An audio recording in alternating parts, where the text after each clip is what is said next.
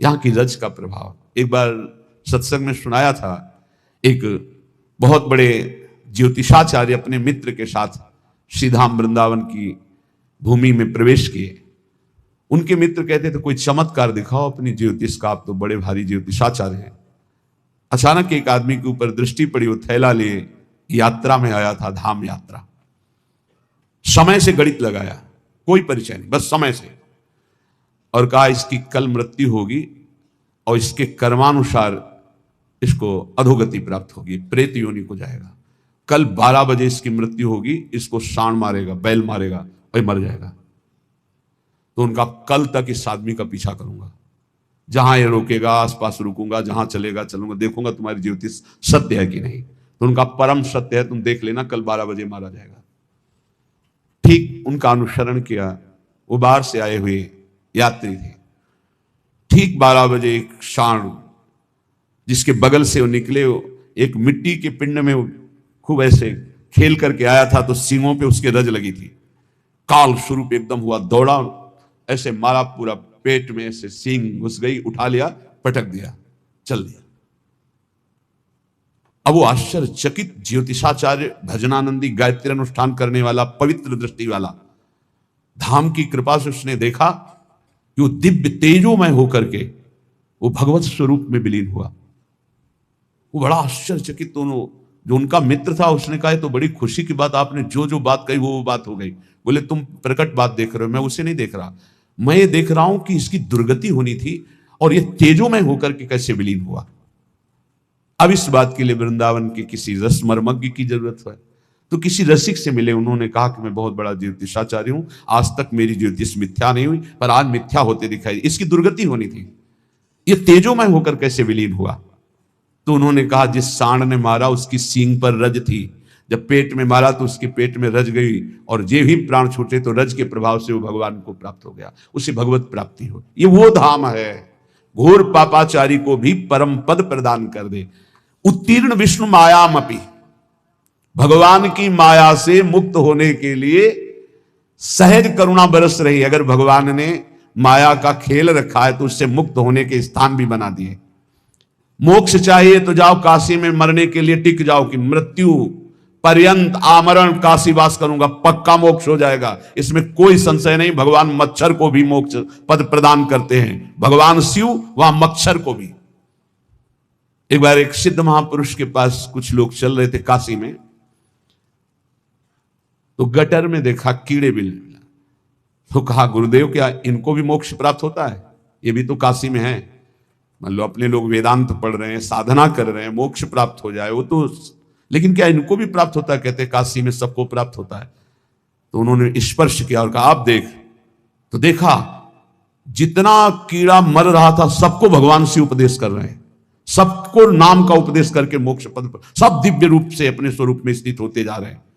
ऐसे इस धाम की महिमा दिखाई गई। जो जीव शरीर छोड़ता है तो ये दिव्य सखियां के राधा नाम सुनाती हैं और वो प्रियालाल को प्राप्त हो जाता है। ये धाम की महिमा। उत्तीर्ण विष्णु मायामपि, जो धाम का आश्रय ले लेता है वो माया मुक्त। धाम का वास करना अखंड और धाम का आश्रय ले लेना दोनों समान है। जो वास नहीं कर सकते वो आश्रय ले ले। प्रियाजू के चरणों की शरणागति, धाम का आश्रय, राधा नाम का जप, अच्छे आचरण, बाहर रहकर भी आपको धाम की ही प्राप्ति होगी, जो धामवासी की गति होती है। आश्रय आपने धाम का लिया। वनितायाम अविश्वसन प्राज्ञः। अब एक सावधानी कहते हैं, ये काम वेदना हमें भगवान की मार्ग से भ्रष्ट कर देती है, गिरा देती है। तो जो परस्पर शरीर भोगाकर्षण है उसे हम केवल वनिता शब्द से ही नहीं जोड़ते हैं, उसे हम अर्थभाव में लेते हैं। परस्पर जो काम भोग की आकर्षण वृत्ति है, इस आकर्षण वृत्ति पर संयम किया जाए, चाहे जहां हो चाहे जो भी हो। अगर इस पर संयम नहीं करोगे तो ये तुम्हारा सर्वनाश कर देगा और कभी तृप्ति होने वाली है नहीं। तद भय चकितः सततम निवसति वृंदावनेति निर्विण्णः। भयभीत हो जाओ, एक काम वृत्ति सुख प्रदान करने वाली नहीं, तुम्हारा नाश करने वाली है। जो शरीरधारी व्यर्थ में वीर शक्ति का नाश करते हैं वो खोखले हो जाते हैं, दिमाग काम नहीं करता, शरीर काम नहीं करता, सोच मंद पड़ जाती है, जठराग्नि मंद पड़ जाती है, उत्साह मंद पड़ जाता है, बहुत तरह की हानि है। मत मानो किसी की भी बात जो वीर नाश के लिए सपोर्ट करते हैं, वो मलिन बुद्धि है। कोई ब्रह्म ऋषि बोल रहा हो हमें बताना, कोई शास्त्रज्ञ बोल रहा हो हमें बताना, जिसको शास्त्रों का प्रमाण हो और प्रमाणित करके हमें बोले। डॉक्टर पार्थिव शरीर के केवल ज्ञाता हैं, तो चीर फाड़ करना, रोगों की निवृत्ति करना, इस बात पे बोलो, हम आपको भगवान की तरह प्रणाम करके मानते हैं। लेकिन आप शास्त्र आज्ञा का उल्लंघन करके मनमानी बोलोगे तो तुम्हारी बात मानने वाली नहीं। शरीर संबंधी रोग निवृत्ति के लिए ऑपरेशन करना, हड्डियों को जोड़ना, रोगों की जानकारी करके उसे निरोग करना, हम प्रणाम करते हैं आपको। आप भगवान के स्वरूप हो, आप भगवान के अंश हो, आप जीवों की दुख निवृत्ति के उपाय बताते हो, धन्यवाद। लेकिन आप गर्भपात के लिए सपोर्ट करते हैं, आप भ्रूण हत्या, गर्भ हत्या कराते हैं कि ये बच्चा ठीक नहीं है, आप ब्रह्मचर्य नाश का सपोर्ट करते हैं। ये आपके लिए बहुत गलत है, क्योंकि आप जगत मंगल के लिए डॉक्टरी सीखे हैं, जगत अमंगल के लिए नहीं। ये अमंगल करने वाली चेष्टाओं को आप थोड़ा संयम में रखें अपनी बुद्धि को। आप तस्मा शास्त्रम, शास्त्रों का स्वाध्याय कीजिए। वेदो नित्य मधीयताम संगा सत्सु विधीयताम, वेदों का नित्य स्वाध्याय करो, महापुरुषों का संग करो, फिर देखो तुम्हारी वाणी पवित्र हो जाएगी, फिर तुम वही बोलोगे जिससे जगत मंगल होगा। ये जो ब्रह्मचर्य नाश करते हैं व्यर्थ में, बहुत पछताना पड़ेगा, जीवन मृत्यु तुल्य हो जाता है। इतनी आसक्ति प्रबल हो जाती है कि बड़े बड़े ज्ञानियों को भी माथे पे हाथ रख के सोचना पड़ता है, मैंने आसक्ति क्यों की। ये माया का ऐसा प्रचंड स्वरूप है। ज्ञानी नाम अपि चेतांसी देवी भगवती हिस्सा बलादा कृष्ण मोहाय महामाया प्रचति। हंसते हंसते खेल खेल में ऐसी आसक्ति हो जाती है कि प्राण त्यागना सहज लगता है, लेकिन काम भोग का त्यागना कठिन हो जाता है। आप विचार करके देख लीजिएगा, आज उसी आसक्ति ने आपको भगवान से विमुख करके बहुत दूर रखा है, और ऐसा लग रहा है कि भजन, ये अध्यात्म मेरे से नहीं होने वाला। आप भगवान के अंश होकर भी भगवान की प्राप्ति के लिए उत्साह खो दिए, नहीं हो पाएगा मेरे से। तद भय चकिता सततम, भयभीत हो जाओ इस काम भाव से, आश्चर्यचकित हो जाओ कि तुझ ज्ञान स्वरूप को कैसे फंसा लिया इस भगवान की काम भोग जनित मायावृत्ति ने। तो तू निरंतर राधा नाम जप कर और सत्संग सुन। मन तो चंचल श्रवण को सबका माना, सबसे अधिक चंचल है। ताको कौन उपाय, उसको वश में करने का उपाय क्या है? बोले साधन को हरि भजन है, कै सत्संग सहाय। साधना तो है नाम जप, और सहायता होगी सत्संग से। खूब सत्संग सुनो, नाम जप करो, देखो आप ठीक कर लोगे। ये परस्पर शरीरा आकर्षण, शरीर भोग की वृत्ति, यही हमें सच्चिदानंद सुख से वंचित किए है। इसी से उत्तीर्ण होने के लिए हमें भगवान ने सत्संग दिया है, हमें भगवान ने शास्त्र दिए हैं। तो आपकी कृपा का ही सहारा है। हे सहज कृपालु, हे परम दयालु अलबेली श्री प्रियाजू, आपकी ही कृपा से हमारा निस्तार हो सकता है, क्योंकि हमारे में कोई साधन नहीं, हमारे में कोई बल नहीं, कोई योग्यता नहीं। तो हे मेरी स्वामिनी, मैं आपकी शरण में हूं, मेरी पुकार सुन लो। अब तक की आयु व्यर्थ हुई, अब हमारी जितनी श्वासें हैं वो व्यर्थ ना जाने पावे, ऐसी कृपा कर दो। आपकी प्राप्ति का मेरे पास कोई बल नहीं, कोई योग्यता नहीं, कोई उपाय नहीं, बस आप अपनी कृपा से, अहेतुकी कृपा से आप हम पर ऐसी करुणा बरसाओ कि हम आपके प्रेम में विकल रहें, आपके चिंतन में विकल रहें, आपके सिवा अन्य कोई चिंतन ही ना हो। श्रीपाद प्रबोधानंद सरस्वती जी महाराज कह रहे हैं, यदि समस्त दुखों से तुम्हें मुक्त होना है, परम आनंद की प्राप्ति करनी है। देखो, सबका लक्ष्य है एक छोटे जीव चींटी से लेकर के ब्रह्मा तक उस परम सुख को प्राप्त करना। परम सुख की आकांक्षा सबके अंदर। देख लीजिए, हम धन कमाते हैं तो सुख के लिए, परस्पर मित्रता करते हैं तो सुख के लिए, ब्याह करते हैं तो सुख के लिए, संतान करते हैं तो सुख के लिए, पद की चाह करते हैं तो सुख के लिए, जीना चाहते हैं तो सुख के लिए। हर चेष्टा हमारी सुख के लिए है। क्यों है? क्योंकि हम सुख सिंधु के अंश हैं। जो आनंद सिंधु सुख राशि, वो प्रभु कहते हैं ममई वांशो जीव लोके जीव भूता सनातन। सनातन अंश है तू मेरा, ममई वांशो। सुख सिंधु का अंश होने के कारण हमारे अंदर की मांग सुख है।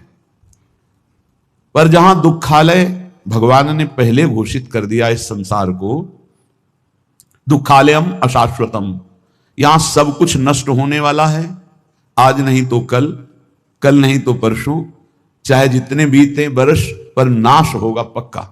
यहां कोई स्थायी चीज नहीं है। अशाश्वतम और दुखालयम, कुछ भी इकट्ठा कर लो, कुछ भी भोग लो, सुखानुभूति नहीं होगी। सुख कहते हैं जो स्व से प्राप्त होता है, दुख कहते हैं जो पर से प्राप्त होता है। पर से प्राप्त करने की सुख लालसा ही हमें दुख में फंसाती जा रही है। स्व स्वरूप है, पर सब कुछ है, स्वरूप के सिवा सब कुछ पर है। उमा कहो मैं अनुभव अपना, सत हरि भजन जगत सब सपना। ये स्वाप्निक सुख दुख ही है, जिसे हम सुख समझते हैं। ये सुख नहीं, ये सुख की छाया है, समझ पड़ती नहीं। ये गिरधर की माया है, ये ऐसी माया है, ऐसा लगता है इसको भोग लिया तो सुख नहीं मिला, इसको भोगें तो शायद सुख मिलेगा, इसको चख लिया अब इसको चखे, इसको देख लिया अब ऐसे भागता रहता है मन इंद्रियों के साथ। सबकी चाह सुख है, पर यह चाह की पूर्ति जगत में नहीं होने वाली, ये प्रभु में ही होगी। चाहे जितना भटक लो, जब तुम्हें विपत्ति दुख और अशांति लगे तब भगवान की शरण में आ जाना, देखना कैसी तुम्हें शांति मिलती है, कैसे तुम्हारा हृदय आनंदित होता है। क्योंकि हम आनंद सिंधु के बच्चा हैं, हम जब अपने घर लौटेंगे तभी सुख मिलेगा। आनंद सिंधु प्रभु के नाम रूप गुण लीला के सिवा कहीं किसी को सुखानुभूति कभी ना हुई है, ना है, ना होगी। इसलिए श्रीपाद प्रबोधानंद जी महाराज कहते, नस्वर श्रुत धन जाया दिशु हरिमाया मये सुन प्रयासम, कुरु पुरुषार्थ शिरोमणि माचिनु वृंदावने स्वयं पतितम। हे भाई, यदि तुम पुत्र में आसक्त होते हो, पत्नी में आसक्त होते हो, धन में आसक्त होते हो, मकान में आसक्त होते हो, मित्रों में आसक्त होते हो, तो तुम्हें रोना पड़ेगा, तुम्हें दुखी होना पड़ेगा। क्योंकि ये संबंध और ये शरीर सब नाशवान है। नस्वर श्रुत धन जाया दिशु हरि माया मयेशु, यही हरि माया है। हरि और माया, हरि अंतर में चुपचाप मौन शांत गुप्त बैठे हैं, और माया प्रगट में चंचल दिखाई दे रही। ये जो शरीर, ये जो इंद्रियां, जो मन, जो स्वभाव, ये सब मायाकृत है। जो मैं है वो हरि का अंश है, वो हरि स्वरूप है, वो माया में नहीं है, वो मायातीत है, त्रिगुणातीत है। इस मय को शरीर में तन्मय कर देने से शरीर संबंधी भोग प्राण प्रिय लगने लगे। भोग मिलते हैं धन से, इसलिए धन प्राण प्रिय लगने लगा। धन और भोग और शरीर संबंधी रिश्ते संबंध, यही भगवान की माया ने हमको फंसा लिया। आप सब देख लीजिए कितना हृदय अशांत है, सबका सबका। तुम्हें लगता है अमुक संख्या का धन मिल जाए, अमुक व्यवस्था हो जाए तो मैं शांत हो जाऊंगा। सही मानिए, आप जितना अंक सोचते हैं उतने से ज्यादा किसी के पास धन है, उससे ज्यादा व्यवस्था है, पर वो भी अशांत है। आ ब्रह्म स्तंभ पर्यंतम सर्वम मायामयम जगत, तिनके से लेके ब्रह्मलोक तक सब मायामय है। सत्यम सत्यम पुनः सत्यम हरिन नामैव केवलम। धन्य है जो सत्य सत्य पुनः सत्य हरिनाम में अपनी रसेंद्री को लगा दिया, वाकेंद्री को लगा दिया। नाम जपते हुए उसी का रसास्वादन कर रहे हैं हर समय। राधा राधा राधा, हरि हरि हरि, कृष्ण कृष्ण कृष्ण। उनका जीवन विवेक में प्रकाश में हो गया। वो देख पा रहे हैं कि अरे ये तो सब भ्रम है, जिसे मैं सुख समझ रहा था वो भ्रम है। जासु कृपा सब भ्रम मिट जाई, गिरजा सोई कृपालु रघुराई। कृपालु भगवान की कृपा से जीव ये बुद्धि में विवेक प्राप्त कर लेता है कि यहां कोई मेरा नहीं है, एकमात्र प्रभु सबके हृदय में विराजमान है। बस यहीं से उसका परम कल्याण प्रारंभ होता है, यहीं से उसका विश्राम प्रारंभ होता है, यहीं से उसे परमानंद की अनुभूति होती है। अन्यथा सब भटक रहे हैं, सब भटक रहे हैं। कुछ चंद्र मिनट ऐसे हैं जिनमें आप जो चाहो पाप कर लो या पुण्य कर लो, कोई रोकने वाला नहीं, कोई टोकने वाला नहीं। लेकिन इन चंद समय के बाद जो आपका परिणाम आएगा, फसल आएगी, वो आपको सुख और दुख प्रदान करेगी। यदि पाप कर्म किया तो भयानक दुख मिलेंगे, पुण्य कर्म किया तो लौकिक सुख, पारलौकिक सुख मिलेंगे। लेकिन पुण्य और पाप दोनों से हटकर त्रिगुणातीत भगवान का नाम जप किया तो भगवत प्राप्ति हो जाएगी। पाप और पुण्य दोनों आवागमन चक्र में फंसाने वाले ही हैं। एकमात्र भगवान का भजन ही जीव को इस आवागमन से मुक्त कर सकता है, दूसरा कोई उपाय नहीं। हरि भजन्ति नरा, जो हरि भजते हैं भवसागर तरंति, वही संसार समुद्र से पार होते हैं। इसलिए श्रीपाद कह रहे हैं, नश्वर ये पुत्र पत्नी मकान धन नाना प्रकार के व्यवहार संबंध, ये नहीं कह रहे कि इनको छोड़ करके भागो, नहीं, इसमें शाश्वत प्रभु विराजमान, उनको देखो, सब में भगवत भावना करो, इनसे राग मत करो, इनसे अनुराग करो। राग होता है देह से, अनुराग होता है भगवान से। सब में प्रभु बैठे हैं, ऐसी भावना से व्यवहार करो, खूब नाम जप करो। और ये भाव कहां से आएंगे? बोले आ जाओ श्रीधाम वृंदावन।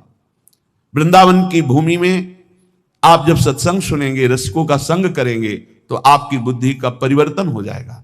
जो बुद्धि सांसारिक भोगों में सुख है ऐसा निश्चय करती है, वो विवेकवती बुद्धि होकर प्रभु में सुख है, स्वरूप में सुख है, ऐसा निश्चय करने लगेगी। बुद्धि का परिवर्तन हो जाना ही उन्नति है, बुद्धि का पतन हो जाना ही नाश है।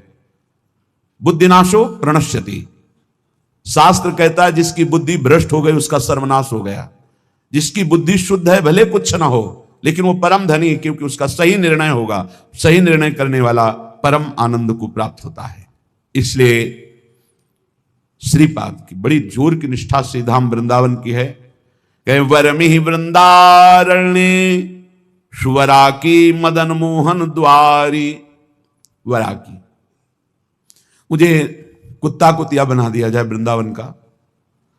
ठाकुर मदन मोहन के द्वार पर, बांके बिहारी के दरवाजे पर, राधा वल्लभ जी की सीढ़ियों पर गिरा हुआ प्रसाद चाटेंगे और यहां ब्रजवासियों की फेंकी हुई जूठन खाकर हर समय प्रिया प्रीतम की चरणारविंद की रज में पड़े हुए उनकी कृपा मनाते रहेंगे। श्रीपाद प्रबोधानंद जी के पीछे कहा था, मुझे नाली का कीड़ा बना दीजिए, ये धाम है धाम। हरिराम व्यास जी कह रहे, हो मन वृंदावन को श्वान। हे हरि, कृपा करो मेरे मन को, यही अच्छा लगता है कि अगर मुझे अगला जन्म मिले तो वृंदावन में ही मिले, भले मुझे कुत्ता बना दिया जाए। वृंदावन का बड़ा लाभ है, यहां हर योनि भगवत प्राप्ति कर लेती है। जैसे यहां आप देख रहे हो, कुत्ता है या शूकर है या अन्य जीव हैं, देखो ये रज में लौटते हैं। जिस रज को ब्रह्मेश्वरादि सुदरूह पदारविंदो श्रीमत् पराग परमाद्भुत वैभवाया, परम अद्भुत वैभव जिस रज में छुपा हुआ है, जो भगवान ब्रह्मा जी सनकादि शिवादि याचना करते हैं इस रज में निरंतर वास करने के लिए। जो रज शिव सनकादि के याचत सो रज शीस चढ़ाऊं, उस रज में वो श्वान रात दिन सोता है, रात दिन उसी में शयन करता है। भोजन मिलता है तो उसी रज में मिलता है, और प्राण निकलते हैं तो इसी रज में निकलते हैं। और वृंदावन प्रभाव सुन अपनो ही गुण देत, जैसे बालक मलिन को मात गोद भर लेत। यहां जिसका भी शरीर छूटता है, धाम है, वो भगवत प्राप्त हो जाता है, वो प्रियाजू को प्राप्त हो जाता है। भगवान शंकर जिनके नाम की महिमा से काशी में मोक्ष प्रदान करते हैं, वो हरि जिनका नाम जप करते हैं, ये उनका धाम है, प्रियाजू का, वृंदावनेश्वरी का धाम है। ये राधा निकुंज वाटी वृंदावन है। इस रज में जो प्राण त्यागता है वो सीधे प्रियालाल के निज धाम दिव्य वृंदावन को प्राप्त होता है, चाहे पशु हो, पक्षी हो, मनुष्य हो, कोई हो। यहां साधन प्रभाव नहीं है, यहां धाम प्रभाव है। वृंदावन प्रभाव सुनो अपनो ही गुण देत, अपना गुण देता है वृंदावन, क्या परम पद प्रदान कर देता है। इसलिए कह रहे वरमि वृंदारण्य, इस वृंदावन में जो सब धामों का मूल है, सुवरा की मदन मोहन द्वारी, प्रिया प्रीतम के यहां दिव्य रूप विराजमान हैं। आज आप जब विट्ठल विपुल देव जी का पूजन होगा तो आप सुनेंगे बिहारी जो महाराज कौन है, साक्षात प्रिया प्रीतम। राधा वल्लभ लाल जी कौन, साक्षात प्रिया प्रीतम। राधा रमण जी साक्षात प्रिया प्रीतम, ये किसी मूर्तिकार की रचना नहीं है, ये स्वयं भू स्वयं प्रिया प्रीतम मिलित रूप, ये वृंदावन धाम है, धाम है। नेत्र पावन नहीं इसलिए तुम्हें मूर्ति नजर आ रही नहीं, तो राधा रमण जी, राधा वल्लभ जी, राधा बाके बिहारी जी साक्षात प्रिया प्रीतम विराजमान है। इनके दरवाजे में इनकी जूठन मिलती रहती है, हम तो धन्य मानते। एक बार किसी भक्त ने प्रश्न किया था, आप राधा नाम की इतनी महिमा करते हैं, ये वृंदावन के भिखारी लोग राधे राधे बोलते हैं, एक एक 10-10 रुपया मांगते हैं, तो क्या इस विषय में आपका क्या विचार है? क्या इनका सही चरित्र है? राधा राधा कह के, राधे राधे कह के रुपया मांगते हैं। हमें अपने भाव से देखना है। जिसका चश्मा हरा होता है उसे हरा दिखाई देता है, जिसका लाल होता है उसे लाल दिखाई देता है। हमारा चश्मा भाव का है। भावोत्सवेन भजताम रस काम धेनु। अखिल कोटि ब्रह्मांड नायक प्रभु श्री कृष्ण चंद्र जो कह रहे हैं, पूज्य भाई जी महाराज उस पद में लिखते हैं कि अगर मुझे कोई खरीदना चाहे तो निश्चित किया हुआ मूल्य है राधा नाम, राधा मुझे खरीद सकता है। ठीक है, उनके चरणों में लक्ष्मी जी सदैव चापती रहती है हरि के चरणों को, और वो राधा कहकर 100 रुपया पूरे दिन में या 200 रुपया इकट्ठा किया और कहीं खोली लिए हुए वृंदावन में छोटी कुटिया लिए हुए आटा दाल ला के खाता है, वृंदावन वास करता है। आप उसे भिखारी समझते हो? आप उसे नीच समझते हो? आप उसको इस वृत्ति को नीच समझते हो? और जो करोड़ों का गफला करके एसी में सोते हैं और व्यभिचार करते हैं, मांस मदिरा पाते हैं, उनको बड़े आदमी समझते हो? अरे इनके चरणों की रज के समान कोई बड़ा आदमी नहीं है। इनसे बड़ा कौन होगा जो रात दिन बिहारी जी के दरवाजे पे बैठे हुए हैं, 100-200 500 मिले उसी में खोली का किराया देते हैं, उसी से वो दाल रोटी ला के खाते हैं, मजीरा बजा कर राधा राधा कीर्तन करते हैं और वहीं लुढ़क के सो जाते हैं। दिन में रात्रि में उस कुटिया में पहुंचते हैं। आप क्या समझते हो? एक दिन एक संत भगवान को देखा, वो पद गाते रहते, पधार गए, 25 वर्ष पहले की बात होगी। रसखान जी के पद, बड़े बड़े रसिकों के पद गाते रहते थे, 100-200 500 उनको। इसके बाद राम जी आई में एक दिन भिक्षावृत्ति के लिए वहां, तो देखा वो बांट रहे थे एक एक वस्त्र, कुछ रुपए और भोजन सामग्री। तो उनको देखा कि अरे ये तो 10-10 रुपए वहां एकत्रित करते थे। नजदीक गए और कहा, बाबा ये आपकी तरफ से आपका कोई भगत? बोले नहीं, जो बिहारी जो दे देते हैं उससे हमारा काम चल जाता है, जो बच जाता है वो ऐसे संत से। क्या आप समझते हो? आप इन भिक्षुकों को क्या समझते हो, जिनके दर्शन करने के लिए पूरा जीवन हो जाता है, लोग एक बार भी नहीं आ पाते, रोज उनके दरवाजे में बैठ के उनकी जय बोलते हैं। आप इन भिक्षुकों को आप क्या समझते हो? वृंदावन के भिखारी किनके भिखारी हैं? बाके बिहारी के दरवाजे के, राधा वल्लभ लाल के दरवाजे के। आप विषयों के, भोगों के, पापाचरण के भिक्षुक हो। आप देख लो, हमारी बात कड़वी लगेगी, आप उनको भिखारी समझ रहे हो जो 100 रुपए में संतोष करके धाम वास कर रहे हैं। तुम अपने को देखो, करोड़ों ने भगवान ने दिया, फिर भी तेरे अंदर संतोष नहीं, फिर भी तू भगवान की दिन भर जय नहीं बोलता, फिर भी दिन भर भगवान का नाम कीर्तन नहीं करता। वो इनके अनुकूल चलो, तुम्हारा परम मंगल होगा। संतवाणी, महापुरुषों के अनुभवगम्य वचनों के श्रवण और मनन और आचरण में उतारने से हमारा परम कल्याण होता है। महर्षि अत्र जी, अनुसुईया जी के पति अत्र जी, उनके वचन, इहैवात्तम वसुप्रीत्यै प्रेतवै कटुकोदयम् तस्मान्न ग्राह्यमेवैतत् सुखमानन्त्यमिच्छता। बहुत ध्यान से सुनना। हे भाई, सुख की प्राप्ति के लिए अधर्म पूर्वक जो धन कमाया जाता है, बहुतायत हो रही इस समय, किसी को कुछ मतलब नहीं कि ये रुपया कहां से आ रहा है, इसका क्या परिणाम होगा, किसी को कुछ मतलब, बस रुपया चाहिए। रुपया, सबके दिमाग में रुपया, सबके दिमाग में रुपया। यज्ञ कर रहे हैं रुपया चाहिए, कर्म कर रहे हैं रुपया, बस रुपया रुपया। धर्म छूट गया। कभी अपने को भी न्यौछावर करने की सोचे। हम इतने शास्त्रों का वर्णन करते हैं, कहीं भी ऐसा नहीं लिखा हुआ है। आज तक हमें कोई खड़ा होकर बता ना कि उस प्रवचन में कहा था। है 4 रोटी आप खा रहे हो, कोई भूखा नजर आ रहा है, आज का भोजन आप दे दो, उपवास कर लो, ये बढ़िया बात है। आप सब्जी लेने जा रहे हो, 100-200 500 रुपया, कोई बीमार आदमी है, उसकी आप आज नमक रोटी खा लो, दे दो उसको, उसकी दवाई का काम करेगा। ये तो बातें समझ में आती है। अरे विश्वंभर भगवान सच्चिदानंद की बात करते हो, तुम्हें कोई भरोसा नहीं सच्चिदानंद में। हम कह रहे हैं ईमानदारी से गौ सेवा करो, अगर बिना मांगे ना आ जाए तो हमें बताना। गोविंद तुम्हारे दरवाजे पर द्वारपाल बना खड़ा रहेगा। गौ सेवा करते हो, चाहे संत सेवा करते हो, चाहे जो भी कार्य करो, तुम्हें भरोसा उस गोविंद का होना चाहिए जिसका यश गाते हो, जिसके लिए करते हो। वो विश्वम्भर सब जग का भरण पोषण करता है। हमारी समझ में नहीं आता है ये मांगने की जरूरत कहां है। मांगना तो शब्द बिल्कुल नहीं।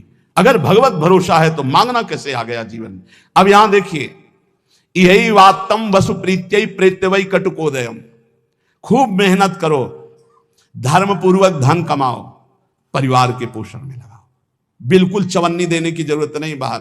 हम तुम्हें कह रहे हैं उन्हीं को भगवत स्वरूप मान लो, माता पिता परिवार, खूब उनको संतुष्ट करो। घर में ठाकुर जी विराजमान कर लो, भोग लगाओ, परिवार को पवाओ, नाम जप करो। एक पैसा देने की जरूरत नहीं, तुम्हें भगवत प्राप्ति होगी। हमारी बात समझ लो। अब तुम्हारे पास 100 रुपया इस तरह है कि हमारे सब प्रयोग से, हर कार्य से, अब उनको सोचो ऐसी जगह हम 100 रुपया देंगे जहां कोई हमको नमस्कार न करे, कभी लौट कर हमसे राधे श्याम ना बोले। ऐसी जगह चुपचाप ऐसे दे दो, कोई जाने ना। ये हुआ दान धर्म। सो धन धन्य प्रथम गति जाकी। जहां कोई तुमसे मांगे ना हो, जहां कोई तुमको नमस्कार न करे, जहां तुम्हारा आदर ना हो, ऐसी जगह नेकी कर दरिया में डाल की तरह। कोई दोबारा तुमसे कि ये वही आदमी जो 100 रुपया दिया था, कभी ऐसा ना बोलने वाला हो। ऐसी जगह धर्म पूर्वक कमाई को ऐसे दान किया जाए। अब यहां महर्षि अत्रि जी कह रहे हैं इहै वात्तम वसु प्रीत्यै।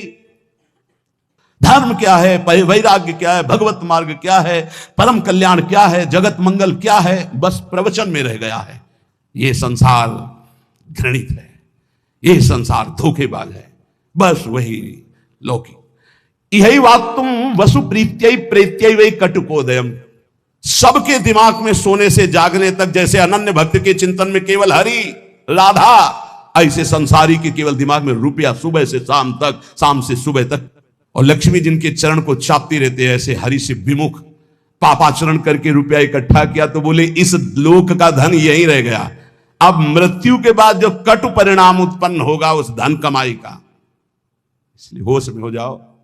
यदि अभी तक पापाचरण से धन कमाया हो तो उसको ऐसी जगह दान कर दो जहां दूसरों की दवाइयां होती हो, दूसरों के कष्ट निवारण होते हो, दूसरों का उदर पोषण होता हो, वस्त्र आदि, गौओं का चारा आदि। अगर हो अधर्म पूर्वक कमाया हो तो हटा देना, नहीं मरोगे तो दुर्गति होगी और जिंदा में परिवार को नाश कर देगा वो धन। लिख लो हमारे शब्द, जिंदा में जिनके लिए तुम एकत्रित किया उनका नाश करेगा, बुद्धि का नाश, स्वास्थ्य का नाश, तांडव मचाएगा घर में अधर्म का धन। और मरोगे तब कह रहे हैं कि तुम्हारी दुर्गति कर देगा। वही अधर्म का कमाया धन यहां बैंक में रह जाएगा, उसका कमाने का जो कर्म था वो तुम्हारी दुर्गति कर देगा। महाराज अत्रि कह रहे हैं तस्मान ग्राह्य में वही तत् सुखमानंत्यमिच्छता। इसलिए परम सुख प्राप्ति के लिए अधर्म पूर्वक धन कमाने की इच्छा मत करो। अनंत महिमा में भगवान ने धर्म की स्थापना की। पहले धर्म फिर धन, धर्म अर्थ काम मोक्ष। पहले धर्म को आगे रख करके धन कमाओ। पहले था चाहे प्राण चले जाएं, धर्म नहीं जाना चाहिए। देखा महापुरुषों को, गुरुजनों को, प्राणों की बाजी लगा दी, शहीद हो गए अपने राष्ट्र पर, अपने धर्म पर, अपने भगवत भाव पर। परः पराणाम पुरुषो यस्य तुष्टो जनार्दनः सा प्राप्नोत्यक्षयम् स्थानम् एतत् सत्यम मयोदितम। इस माया से परे परमात्मा है, वह परम पुरुष जनार्दन श्री कृष्ण जिस कार्य से, जिससे संतुष्ट हो गया वही परम सुखी, वही परम धनवान, वही अक्षय पद को प्राप्त करता है। मैं सत्य सत्य सत्य कहता हूं। इसलिए मानव जीवन प्राप्त करके धर्म का आचरण करो। धर्म के द्वारा संपादित किया हुआ तुम्हारा जीवन, जितने भी कर्म, वो तुम्हें महासुख प्रदान करेंगे। ना गुणान गुणिनो हंति स्तौति मंद गुणानपि नान्य दोषेषु रमते सानसूया प्रकीर्तिताः। जब कभी किसी गुणी की तुम्हारे सामने प्रशंसा होने लगे तो खंडन मत करना, किसी के गुणों का खंडन मत करो। और जब किसी के दोषों की चर्चा होने लगे तो कान में अंगुली डाल के वहां से चले जाओ। जब किसी की महिमा गाई जा रही हो तो आनंदित होकर सुनो, भगवान की विभूति है जिसका वर्णन हो रहा है। लेकिन जब किसी की निंदा की जा रही हो तो कान में अंगुली डाल के उस सभा से निकल जाओ, क्योंकि सभा में जो जो बैठा होगा उसको सबको पाप लगेगा। द्रौपदी जी को निर्वस्त्र करने का आदेश दुर्योधन ने दिया, उठ के चले जाना चाहिए। भीष्म जी को, द्रोणाचार्य जी को, अश्वत्थामा जी को, इन बड़े बड़े महापुरुषों को नहीं गए ना, नहीं रोका ना। कुछ भी हो, अगर भीष्म जी खड़े हो जाते तो किसी की ताकत थी बोले, परिणाम क्या हुआ? भगवान ने सबको मार के गिरवा दिया, सबको दंड भोगना पड़ा। जिस सभा में शास्त्र निंदा हो रही हो, संत निंदा हो रही हो, भगवत भक्त निंदा हो रही, धर्म की निंदा हो रही हो, आपकी सामर्थ्य है तो उसकी जबान बंद कर दो, नहीं तो कान में अंगुली डाल उठ के चले जाओ। उत्तम बात यही, कान में अंगुली डाल उठ के चले जाओ, क्योंकि सामर्थ्य की बात कानून विरुद्ध हो जाएगी। कुछ भी करना कानून के विरुद्ध होगा। परस्मिन बंधु वर्गे वा मित्रे द्वेष्ये रिपौ तथा आपन्ने रक्षितव्यम तु दयैषा परिकीर्तिता।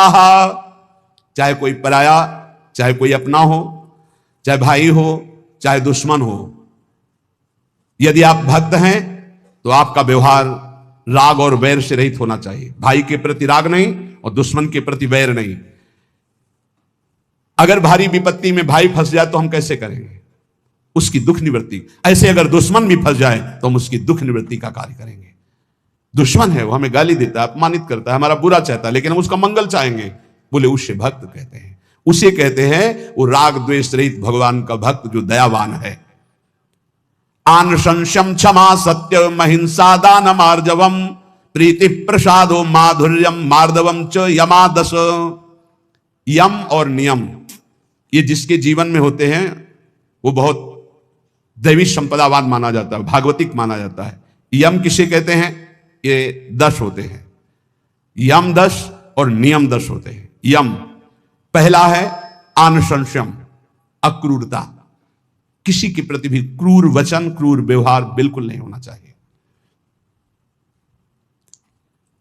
क्रूरता तब आती है जब हमारे विपरीत कोई व्यवहार करता है, तब उसके बोलने की क्रूरता हो जाती है, चेष्टा में क्रूरता हो जाती है, हृदय में क्रूरता हो जाती है।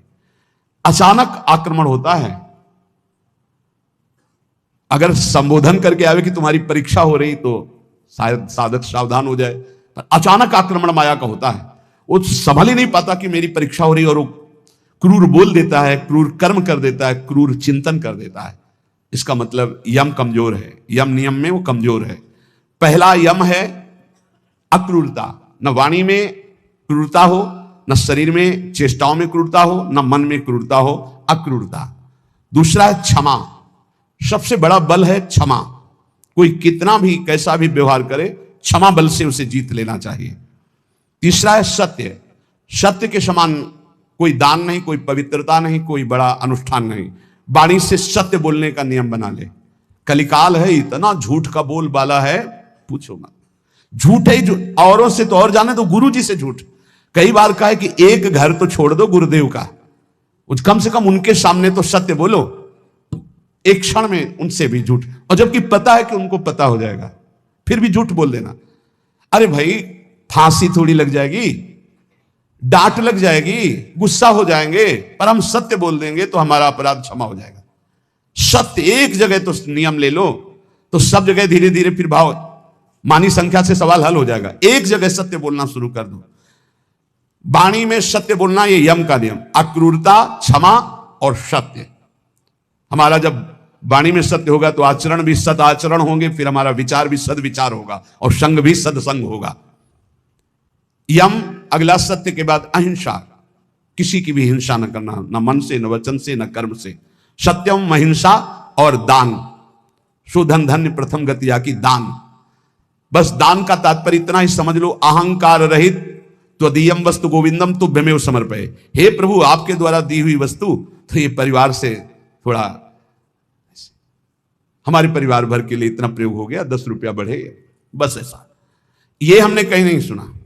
गरीब आदमी अगर एक बछिया दान करता है तो एक राजा 1 करोड़ गाय दान करे स्वर्णिम आभूषणों से अलंकृत करके, तो उस गरीब आदमी की बछिया के बराबर नहीं होगा। ध्यान रखना, जो गरीब होकर के दान करता है उसका विशेष महत्व होता है।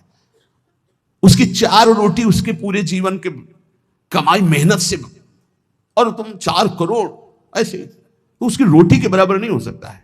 इसलिए दान का विशेष महत्व तो धर्म द्वारा कमाया हो। जैसे एक बार हमने सत्संग में बताया था दान के विषय में, सेतुआ यज्ञ का मुदगल ऋषि, वो कभी किसी से दान नहीं लेते थे, तो शीलोंच वृत्ति के द्वारा वो अपना उदर पोषण करते। सील कहते हैं जो किसान अपना खेतों से अन्न का अधिकार ले चुका है, अब वो ऐसे खेत, उनमें जो दाने बाली पड़ा है उसे बिन लेना। उंच कहते हैं जो बाजार में जहां अन्न की बाजार लगी वो उठ चुकी है, इसके बाद जो दाने गिरे उनको उठा लेना। तो वो ऐसे 2-4 किलो सब मिलाकर के होता होगा, उससे 12 महीना सतुआ बना लेते थे और उसको थोड़ा थोड़ा 12 महीना और उसी से तप करते थे।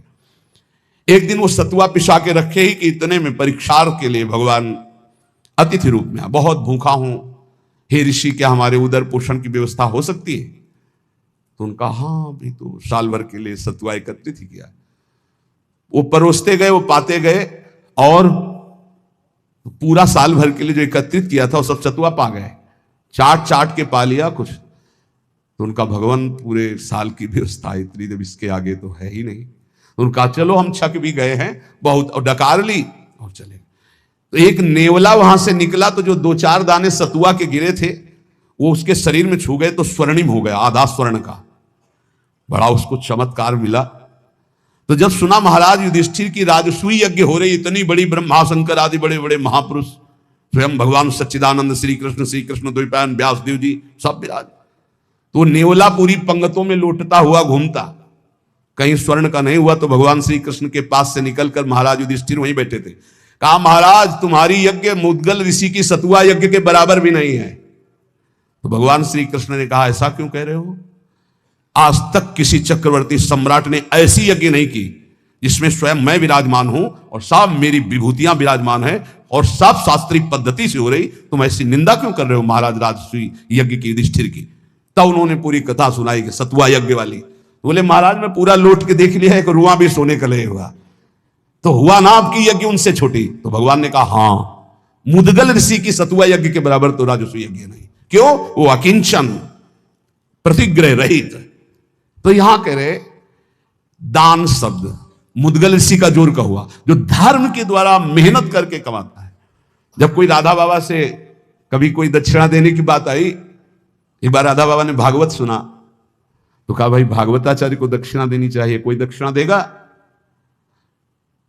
पर धर्म की कमाई का, अगर पाप की कमाई का दिया तो समझ ले, तो किसी की जेब में नहीं। एक जो घास खोदना सेवा करना, तो उसने कहा, बाबा 50 पैसा या 100 रुपया हम दे सकते हैं। बोले हाँ, बस इतना ही काफी है।